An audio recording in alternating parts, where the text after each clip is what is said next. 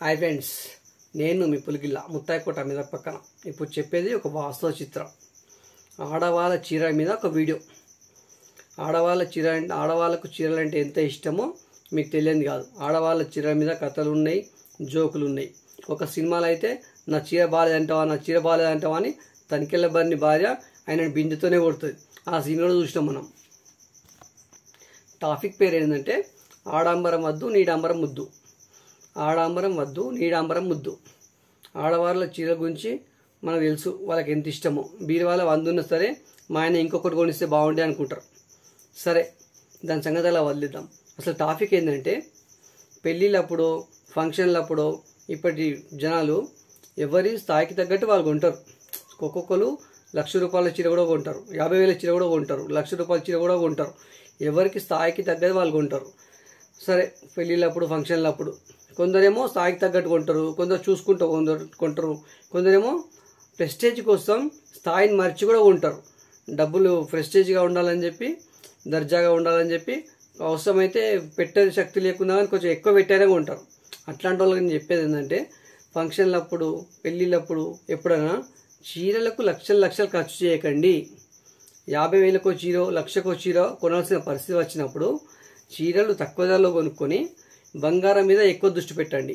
అవసరమైతే చీరని తక్కువ ధరలో కొనుక్కొని బంగారాన్ని కొంచెం కొనిపెట్టుకోండి. ఎందుకంటే 50,000కో చీర కొన్నా, ₹1,00,000కో చీర కొన్నా ఒక్కసారి కడతారు, మళ్ళీ కట్టారంటే ఒక ఏడాది కడతారు. సరే, అట్లా ఒక 2-3 సార్లు కడతారు.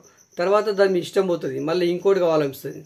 అటువంటి చీర ₹1,00,000 చీరని, 50,000 చీరని రోజైతే కట్టుకోరు. రోజు కట్టుకునేటి మాత్రం 500కో చీర, ₹100కో చీరనే ఉంటుంది. అట్లాంటివి కట్టుకుంటారు. ఒక్కసారో 2 సార్లు 3 సార్లు కట్టేదానికి చీరకు 50,000 1,00,000 పెట్టడం కంటే మీరు తక్కువ రేట్ల చీర కొనుక్కొని మిగిలిన డబ్బులతోని ఖచ్చితంగా బంగారం కొని పెట్టుకుంటే పరిస్థితులు ఎప్పుడు ఒక తీరు ఉండవు. ఖచ్చితంగా ఎంత డబ్బున్నోడికైనా, ఎట్లాంటి వాడికైనా, ఎంత మంచి స్థితిలోనైనా ఒక్కొక్కసారి కష్టాలు వస్తాయి. బిజినెస్లో రాసి రావచ్చు, జాబులు పోవచ్చు, ఏదో రకంగా ఆర్థికంగా కష్టాలు చుట్టుముట్టవచ్చు, అప్పులు కావచ్చు, చెప్పలేము. సరే, ఒకవేళ అప్పులు అయినాయి, నిజంగానే బిజినెస్ లాస్ వచ్చింది, కష్టాలు వచ్చినాయి, అట్లాంటప్పుడు ఇంట్లో బంగారం ఉంటే స్టక్ మంది మార్కెట్లో పోతాం, అమ్ముకుంటాం, ఆ కష్టాల నుంచి గట్టెక్కుతాం. కానీ మీరు 50,000 చీరను, ₹1,00,000 చీరను పోయి అమ్ముకుంటారా? అమ్ముకునే పరిస్థితి ఉంటుందా? అందులో అది మురుగుతుంది, బీరువాళ్ళే మురుగుతుంది. అట్లా ఏంటంటే చీరల మీద ఎప్పుడు కూడా ఎక్కువ డబ్బులు ఖర్చు పెట్టద్దు. అవసరమైతే చీరలు తక్కువ రేంజ్లో ఉన్నా సరే మిమ్మల్ని వాళ్ళు ఎక్కిరియరు. అంత చీపు కట్టుకుందని ఎవరు ఎక్కిరియరు. అట్లా ఎక్కిరిచ్చారనుకో వాళ్ళది వంకర బుద్ధి. అట్లా అర్థం చేసుకోవచ్చు మనం.